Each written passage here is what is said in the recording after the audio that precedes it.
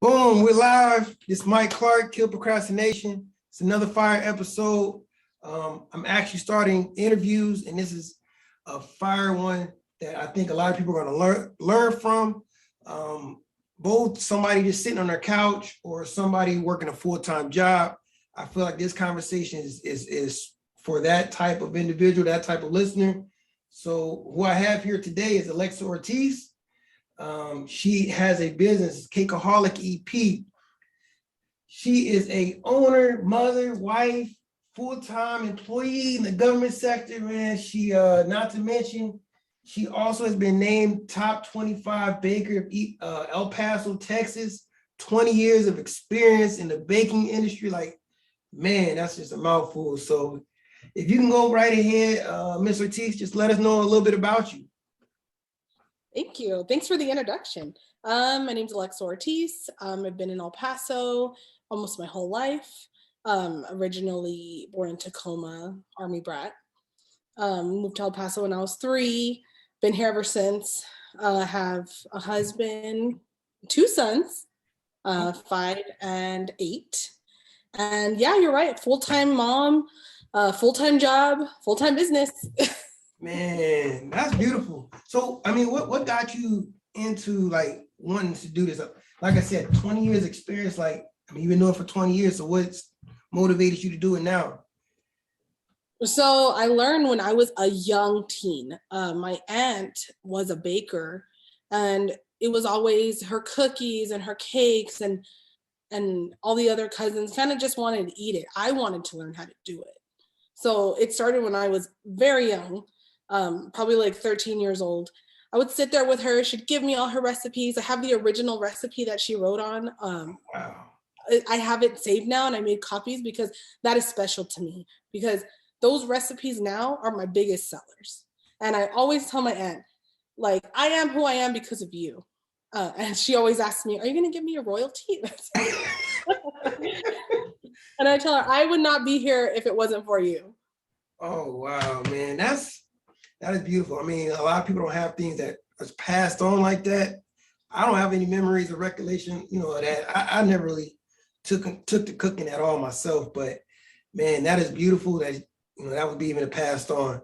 So the next thing I guess I want to go into is, you got the recipes, you decided, okay, well, look, I've been doing this for 20 years. What said, okay, I'm going to start a business. I'm just going to go ahead and do this? That moment clicked, I want to say in 2016. I had just had my second son. Baking kind of became, it was a hobby, but a lot of people were like, hey, can you make a cake for my kid's party? Or I started making cakes for my son's birthdays, and it just kind of turned into, well, can I get a cake? Because I started posting them on Facebook, and it was just that person went to that person's party, and then they wanted a cake for me, and then those people wanted a cake for me. So it just kind of trickled. Like over time, it's I want one, no, I want one, and then it was just like, okay, this is my time. Like I just felt like this is what I got to do, and I made a Facebook page, and that was it. Man, that is beautiful. I want to unpack that a little bit, because I feel like some people don't understand that starting a business doesn't have to be necessarily, you have to start a brand new hobby. You got to start something else. I mean, you started was baking something you love. You've been doing it for 20 years. And then, people noticed it.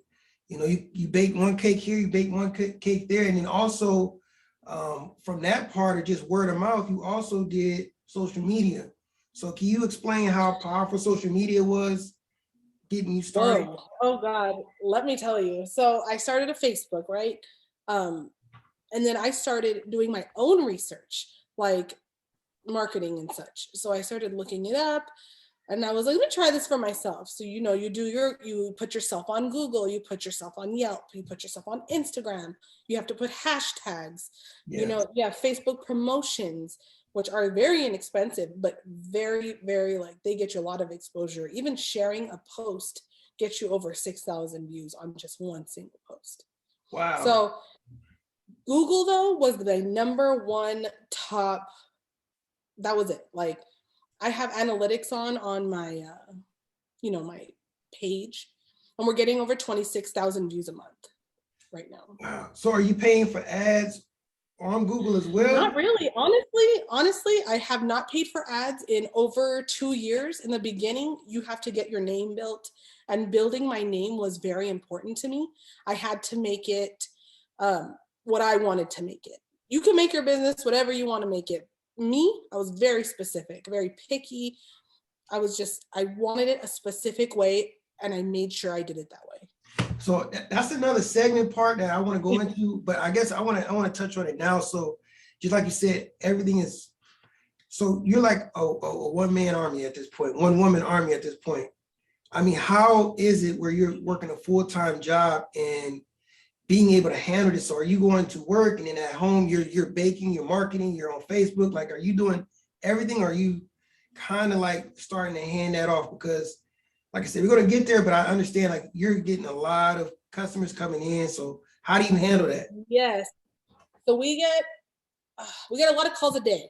I was lucky enough to have a best friend who was willing to take the calls in the beginning, because I have a job where you can't have your phone or you can't access your email. And she was like, I will answer the phone for you. And she started answering the phone, and then she started running errands for me. And then she's, now I have her baking cakes, and now I have her decorating. So she's grown into my full-time assistant, and it's amazing.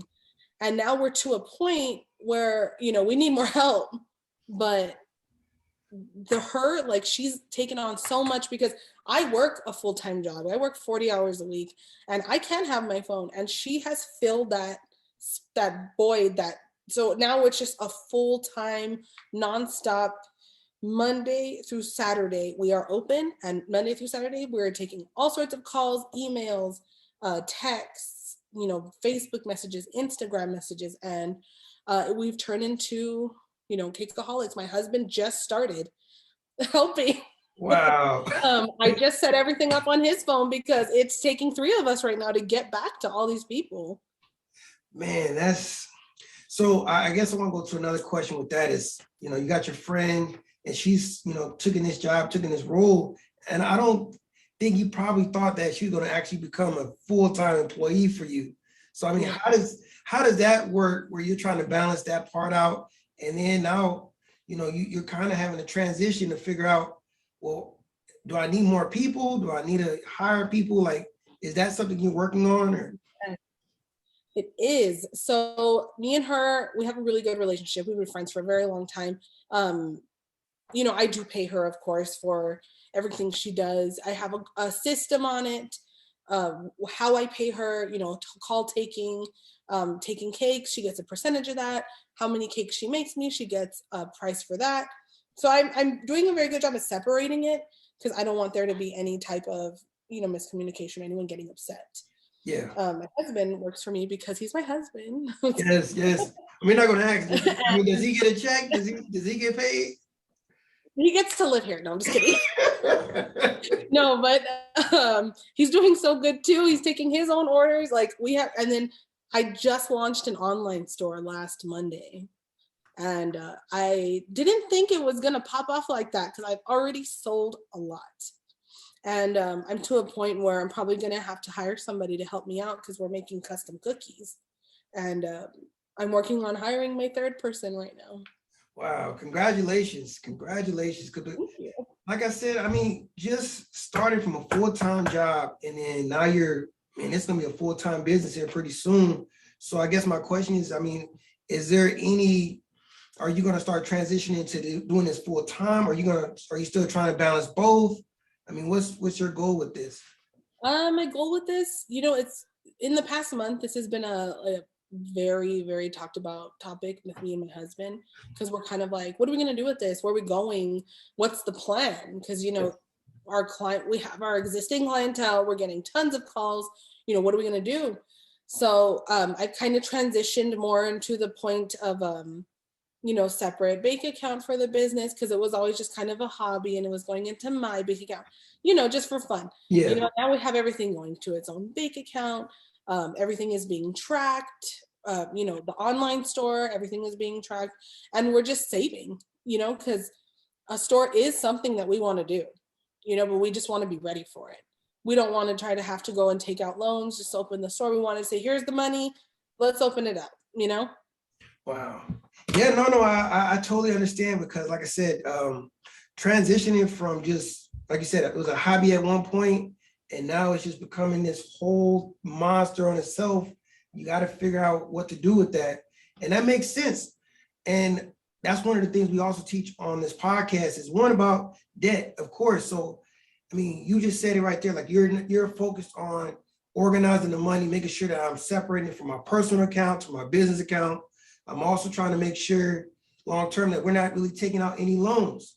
I mean, can you talk on that of why do you want to, finance your business that way?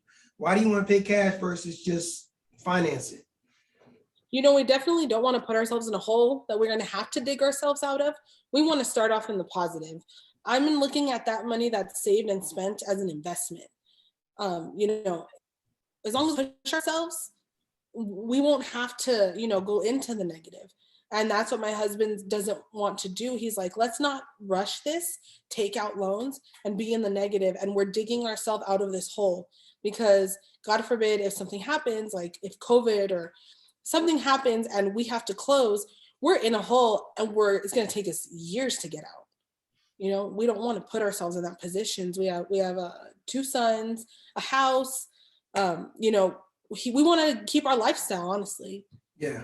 Yeah. No, I totally understand. I totally get it because it's very scary and you don't know. And with COVID, it's like, you never know what's going to happen. I mean, how has that affected your business or, has it even affected your business at all? It did.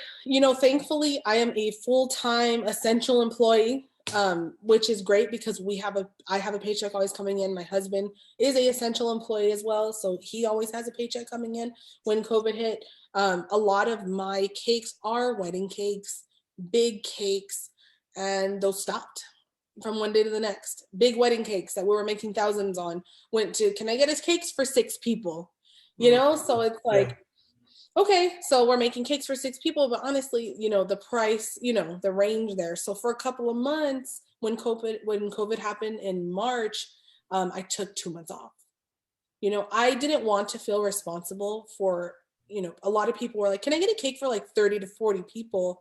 And at the time that was not allowed. And I didn't want to condone that, so I said, you know what, I'm going to close it, for a couple of months and let this, see what's going to happen. And then we resumed, after everything kind of slowed down, I was willing to make cakes for more than like 20 to 25 people, only because I didn't want to be the one to be part of those super spreader parties. Understand. No, I understand. Maybe it's crazy in my mind, but I had that in my mind. It didn't feel right with me.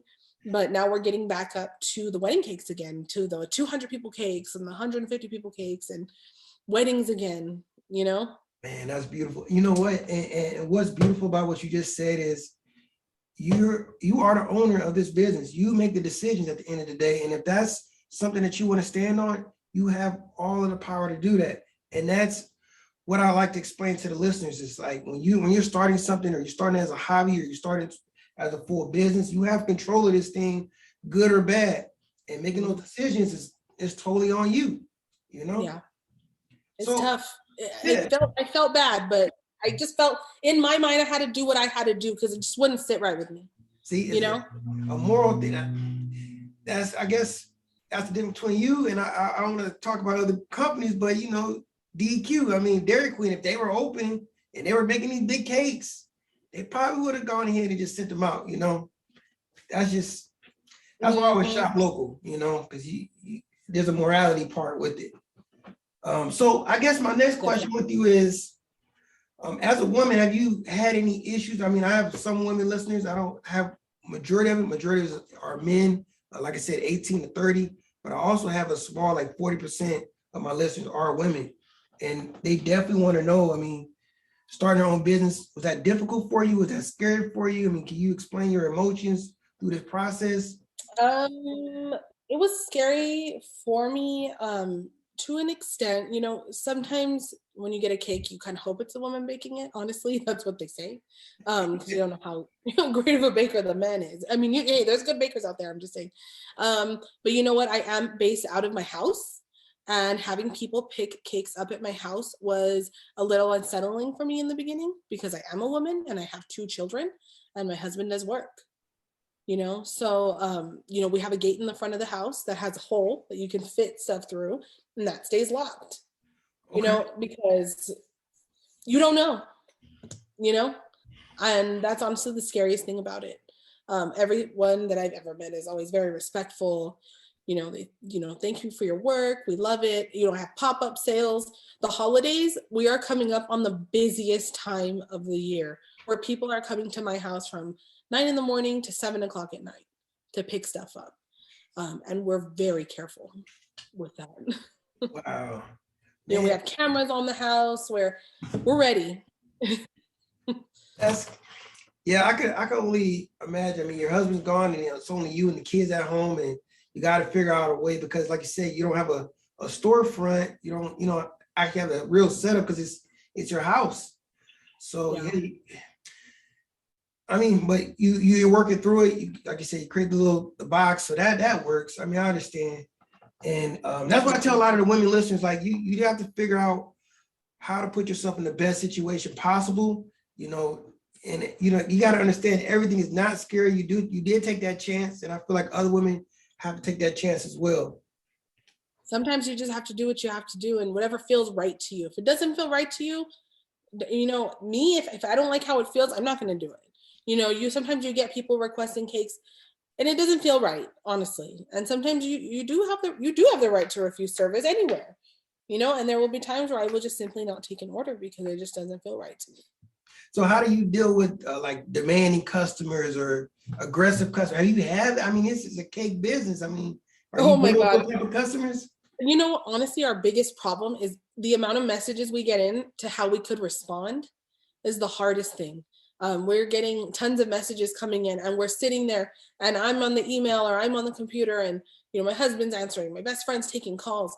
Can't answer everybody, and then occasionally, we'll get that I've been texting you or I've been trying to get a hold of you. And, I am just the nicest I could be. It's just so hard sometimes because we're to a point where like, we need to make sure every call is taken, every email is answered, every Facebook message, every Instagram message, every Google voice, it's coming from everywhere. And we're trying to figure out how to answer everybody. Yeah, it can get overwhelming because you got all these different platforms you got to manage.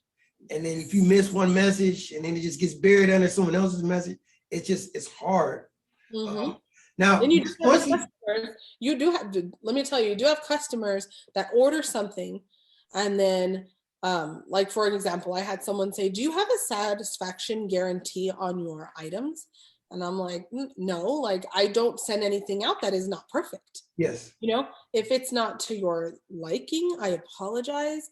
Let me know, I'll accommodate, but I'm not just going to give you a full refund. Something like that, you have to prep yourself for. I won't take orders like that if someone is already asking me if I refund money. Yeah. Yeah. It just didn't feel right with me. I get that quite often. Oh yeah, you already know 9 times. Well, I'll say 8 out of 10, they're going to come back and want a refund, and that's just something you don't want to. And let me tell you something. PayPal. I'm not sure if any of your listeners or anybody takes PayPal, or sells any goods and takes PayPal. You could do a service and someone pay you on PayPal. All they have to do is push that dispute button and you get your money back. And it's out of your pocket, even if they take that item. Just a little FYI, do not take PayPal as payment method. No. Hey, that's something that we need to know because I definitely didn't know that myself. Wow. That is a problem. I know a lot of bakers turn a cake in. They pay through PayPal, go into the PayPal, say, oh, I never got my cake, dispute. They take the money from you. Man, well. So, I mean, that is just something that I feel like people should know because I will not take that as a payment method.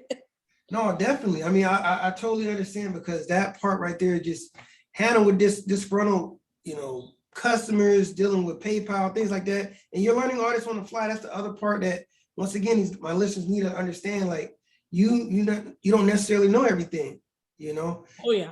When you find out, it's like, oh my God, that won't happen to me again. That won't happen to me again. Now I do have a suggestion. Have you looked into actually getting a virtual assistant? That is something I'm working with. I've actually been talking to my friend, your wife. She was Awesome. helping me out. You know, I'm always going to her for some help. You know, to the next level, because you know, I know you guys already have everything set up, and she's always telling me about your guys' adventures, and I'm just like, I'm gonna need some help with a virtual assistant. Oh yeah, definitely. You know? You can get a virtual assistant and set the hours up the way you want.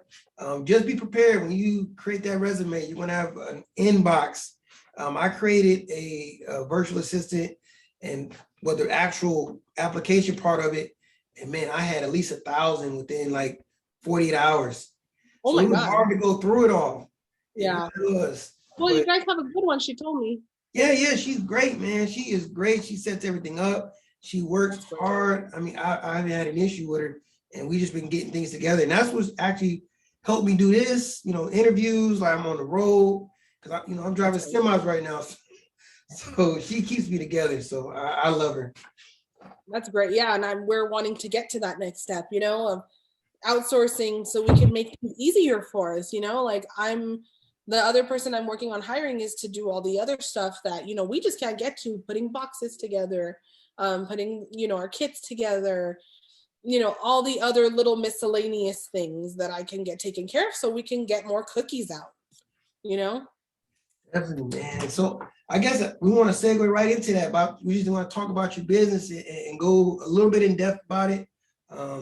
Not over, like I said, numbers or anything like that, but I just want to get more of an understanding of how it's running day to day, from working as a full-time employee to being a business owner from the time you walk through that door when you come home, So, oh yeah. So I guess I want to find out once again who all works for you, who helps with the day to day, and how do you have it structured? Well, I can walk you through the day. Let's walk you through a Monday. I All wake right. up at 5 a.m. I have to be at work at 6 a.m. So I get to work at 6 a.m. At 8:30, my best friend is calling me and letting me know what we have planned for the week. Does she need to go buy anything for the week? Are there any supplies we need to do or get or prepare? The calls on Monday start coming in around 9 to 10 o'clock, and it's just an all day. Monday and Fridays are our busiest days where we get calls. You know, people want to know, what do you have available? Do you have any slots for tomorrow? Do you have anything for the weekend? And it's just a constant emailing me. How much for this cake? You know, I send her back. All right, we have another one. How much for this cake? So, you know, it's nice to be able to do email at work, or, you know, she'll call me and, okay, what do you think about this? And we're kind of just like throughout the day, you know, getting that done. I get off at 4:30 because I work 10-hour shifts. And when I get off, it's still going. I'm checking the email. I'm checking the store to see what's sold. I am checking Facebook. Sometimes I do take cakes during the week, and I'll have a cake due on a Tuesday. So I'll come home, I'll make sure that everything is baked. I'll make buttercream. I'll make the cake. You know, all of that is going on, and I have to feed my family, put the kids in the shower, put them to bed, come back to the kitchen, finish whatever I'm doing, write order forms down, and then that's my day. Wow. But that's just a Monday. Fridays are my days off at my job, but at my like actual job. But Fridays are for my business. I wake up at 7 a.m. and I start working on cakes, and I usually finish around 9 p.m. Wow. That's a long day. Definitely is a long day. Fridays are my long days. I live in my kitchen on Fridays. And you've been doing this for 2 years straight, or it just started really picking up? I've been doing it. You know what? I've been doing this since 2016, but I finally got my groove. I want to say in 2018 is when I felt, all right, this is the plan. This is what we're going to do. So I've been doing that for the past 3 years. Okay. Fridays are bake days. That's what we call them. Man, wow. So I couldn't imagine what it looks like in the house. So I mean, how are you just baking this with one oven? I mean, We are. Cook to order? I mean, baking it to order. I mean, I don't know what you call it. Now that I have an assistant, she'll come on Thursdays when I'm at work. She'll come to my house. She'll bake everything for me. I get home, I wrap everything up, and then I have to make buttercream that night. So I do all that, and then Friday, I'm sorry. No, this is it. Friday morning is when all the decorating starts. So, Thursday's baking, making buttercream, prepping everything, because everything I make is fresh. It's not, I'm not going and buying a bucket of buttercream from Sam's or something. I'm there with my butter and the mixer, and we are making it with one little small mixer. Oh, wow. I'm working on getting the commercial size mixer. That is a purchase I'm working on right now. So we can make buttercream in big batches at a time, because I'm just sitting there making one batch of buttercream at a time when I need 10, you know? Man, wow. So that's insane. So I mean, you're working so hard right now. You're putting everything together, and I mean, you're doing this with not even a full, commercial kitchen. And I guess I want to say that just to say this is like, for the listeners, you have to understand you don't have to start with all this equipment right then and there. You can start with what you got. Because a lot of people, they feel like, if I don't have this, I don't have the knowledge, I just can't get started. I need to know everything before I get started. The best thing that I've learned is I've learned so much from when I started. Like, I started small and I did what I could. You build your clientele, you start off at low prices, just to see what people think, how it's going. And that's when you really start learning, is when you get your name. And that's when you start realizing, I'm going to need more stuff. Like, it's nice to start in the beginning with, minimal, because what if it doesn't work out for you? Yeah. You don't want to invest all this money in it. And there you are with a ton of baking pans. Yep. I have a whole room with a big rack full of pans and sprinkles and tubs and cookie cutters. And this has all been built up over the last 5 years, because I did not start in the beginning with everything. It was order by order. Wow. And like I said, just for the listeners, you have to just start with what you got. You don't have to have all of this equipment, all of this knowledge. You start learning just on the fly, and you'll pick it up very quickly. Like you said, order by order, I'm sure you start really gaining more knowledge on how to deal with customers, how to get the orders right, how to get the packaging right. And then I also like that you said, it's about your name. It's about the marketing of it. It's about really taking pride.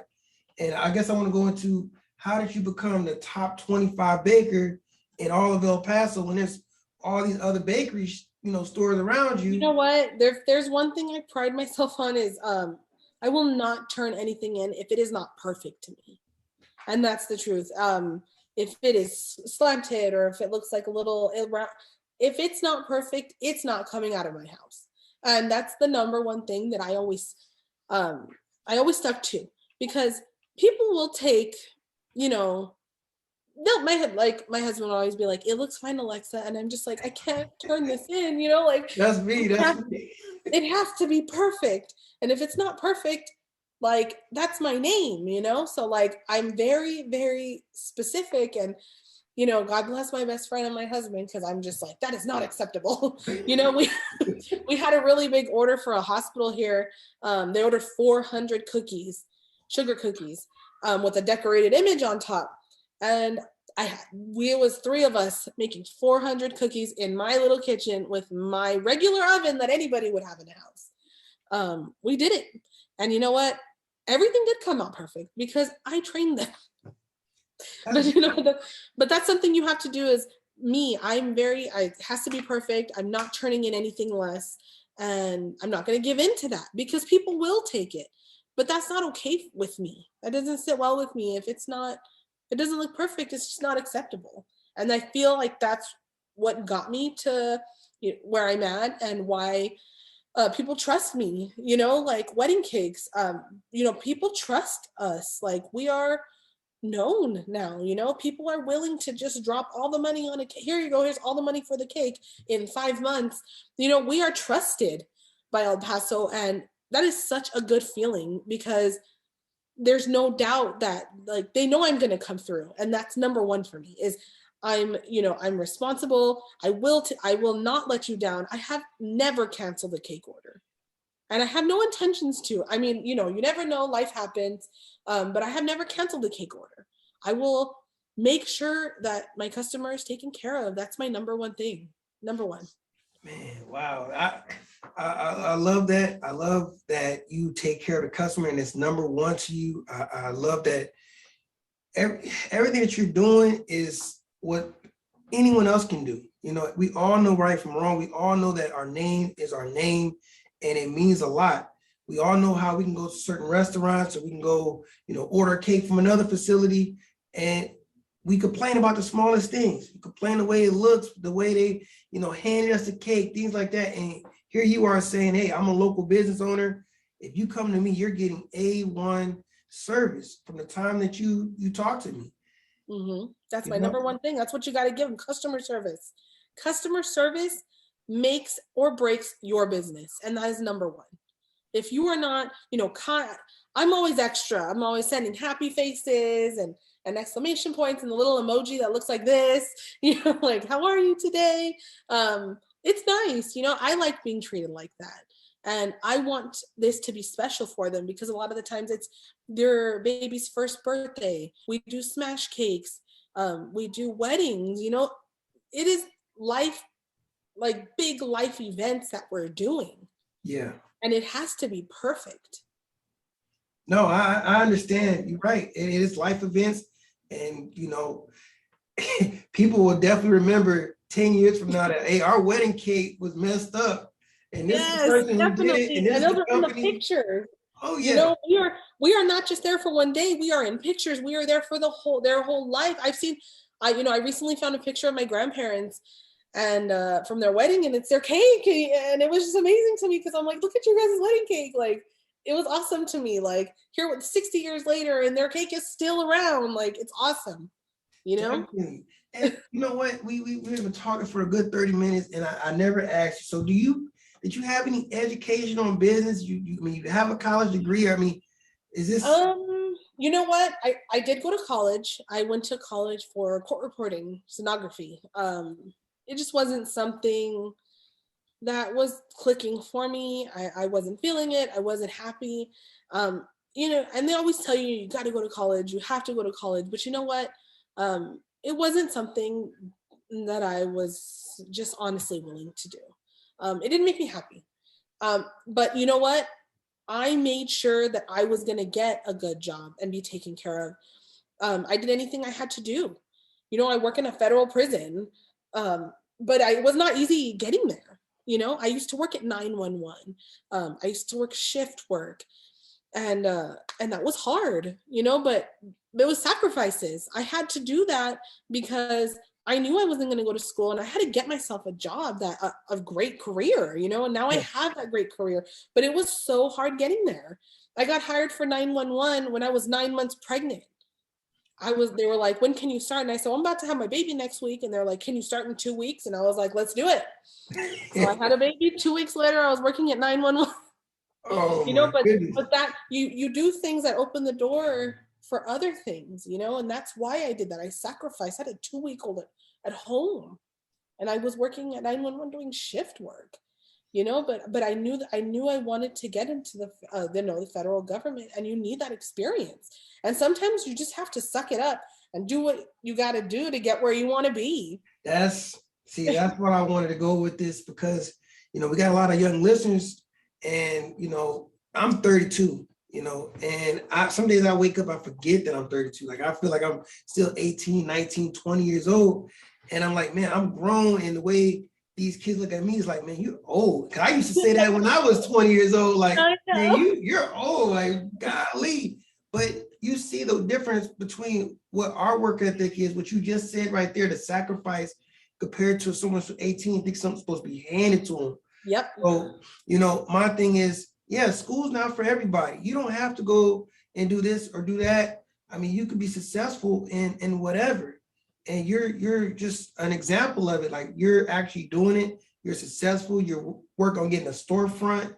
Here you're employing almost 2 to 3 people. And you know, you went to college, but you knew that this wasn't for me.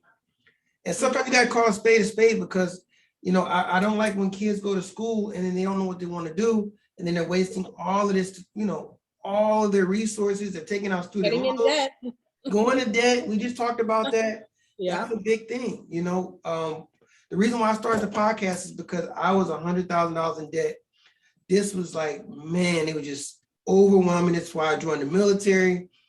And it took me so long to get out of it. And half of it, not even half, a quarter of it was student loan debt, and it follows you. Whether you graduate or not, it follows you. Yeah. Yeah. Mm-hmm. And that's just something I wasn't ready. I was lucky enough to have two parents that were they shoved credit down my throat. Like, credit is your life and you need good credit. And, at 15 years old, my parents got me a credit card under my name and paid it because they wanted me to have good credit. And that's the one thing that I always have is I need my credit. Yeah. That is everything. You can't get a house, you can't get a car. What can you get without credit? And I know all about it. The ratios and the 30. You can't be over 30% of the usage, and it's just something that my parents taught me young, and it's always stuck with me. And I don't want to put myself there. That is beautiful. That's the part. So, I want to transition right into that part of what you just said, and how are you, because you said you have kids, are you explaining this to your kids early on as well? I mean, what knowledge are you passing to them, or what do you hope to gain and pass on to someone younger than you? I want my kids to live, I'm trying to raise them as if how my parents did. My dad did an amazing job. Like, he was very strict. He was hard on me. He used to work in the prison for 30 years, so I had a very strict father. Yes. But he was always, you be respectful and you work hard for your things. My parents did get me everything I wanted, but I had to work for a lot of the stuff. I wasn't just, nothing was just here's this, Alexa, here's that. Like, I want my kids to work for their stuff. I don't want them to feel like you have to give it to me because you're my parents, or this has to be given to me, or I hate that. The number one thing is you're going to work for it, and they have chores. They work for it. Oh, you want this game? Okay, well, what are you going to do for that game? It's just not going to be that easy. You have to learn to struggle in life, to get, so you're grateful when you get there. Yeah. To the point, like, you just don't know until you've struggled. Yeah, no, you're absolutely right, because if you don't go through something in life and everything is just handed to you, then you're going to continue to expect it. And when it doesn't happen, you're not going to know how to handle it. I mean, that's that adversity that we talk about all the time. Like, if you are not able to, take a punch to the mouth and get back up, you're going to have a long day. You're going to have a long day. Definitely. And so my thing is, I guess I got a couple more questions for you. So if you could start over, just change one thing, what do you think that you would change to an education part of it? Like, what I mean, let me reframe the question. So everything you learned in high school, even up to college, I don't know if it even applies to where you are today in life. I mean, what are you really using from high school or college that actually got you to where you're at right now? You know what? School was not really a thing for me. I did it because I had to. It just wasn't for me.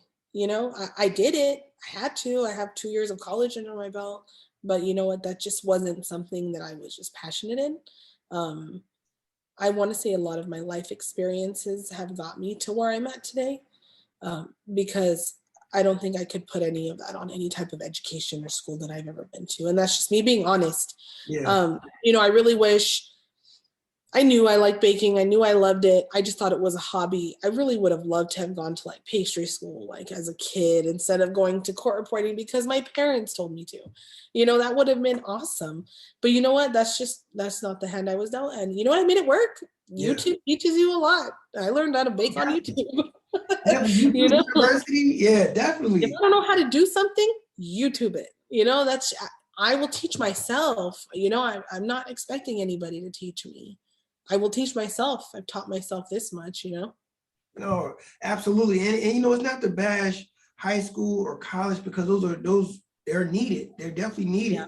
It's just my thing with high school and college is that, first, high school is like, that's supposed to prepare you for college, prepare you for life, so these things that we talk about now, is the things that I would love for them to talk about in high school, credit, how to start a business, what do you really want to do? You really need to find your passion and not just, test, or, you learn about ancient history that, unless you're going to be a historian or something like that, it doesn't really apply to your life.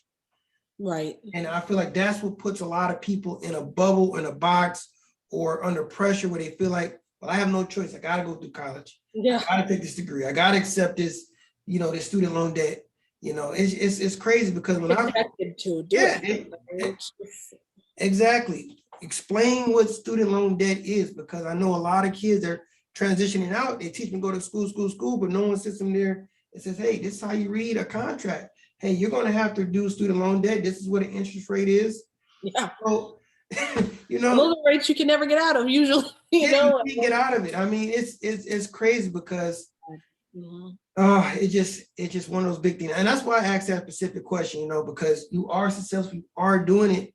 And, if anyone else wanted to do what you're doing, they might think they need all of this experience, all this help. I mean, you do have 20 years experience. We can't cut that out. You got to put the work in. You definitely got to put the work in. It didn't happen overnight, because I went on your website.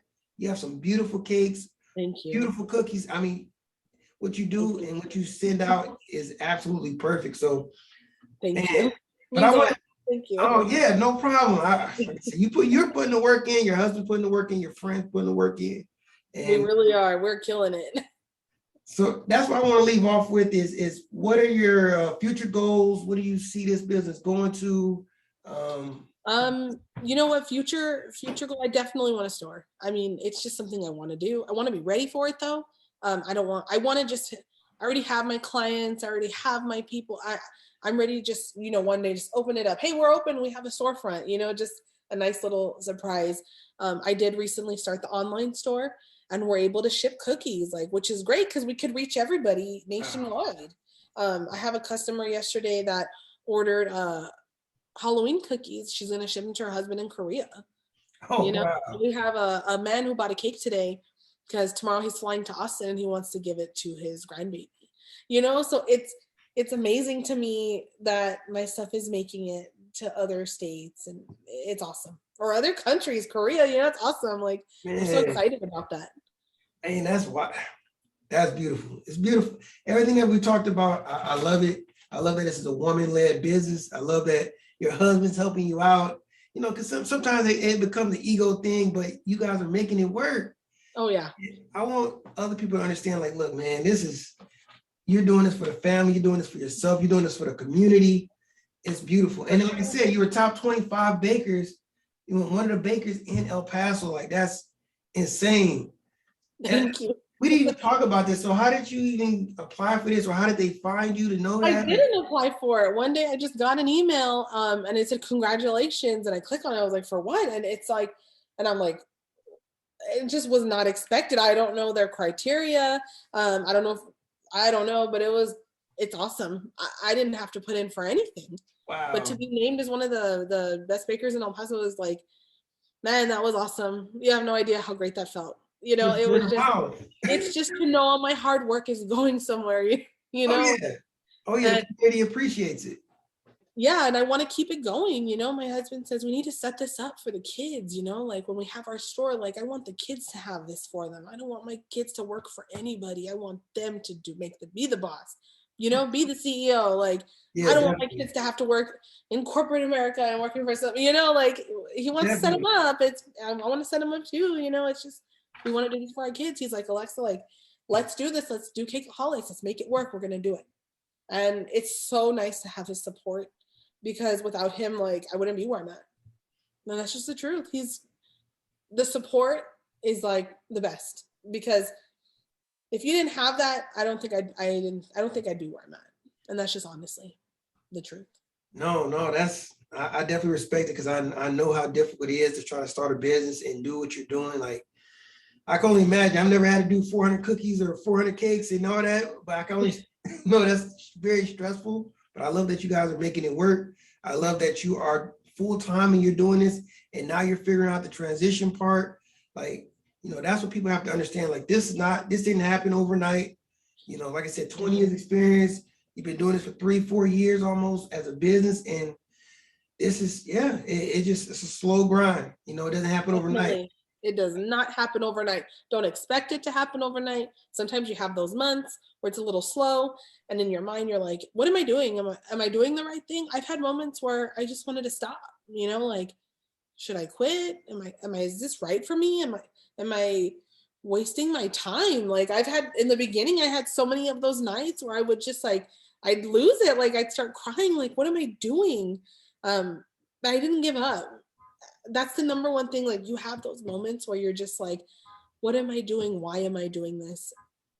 You just have to get through them. It's just like everyone, you know, in life, you feel like that sometimes. Honestly, everyone feels like that. Yeah, you're right. Everyone you get down and you're just like, I suck, or what am I doing? But then you're just like, what's wrong with me? And you just get back up. You know, I'm very positive, and I try to stay very positive. Adversity, you face that early on in your life, and that's what I'm saying. It kicks back in. So everything we talked about came full circle. And once again, I appreciate you coming on to the podcast. I appreciate you having us once again, Alexa Ortiz, CakeaholicsEP. Can you just let us know how to contact you?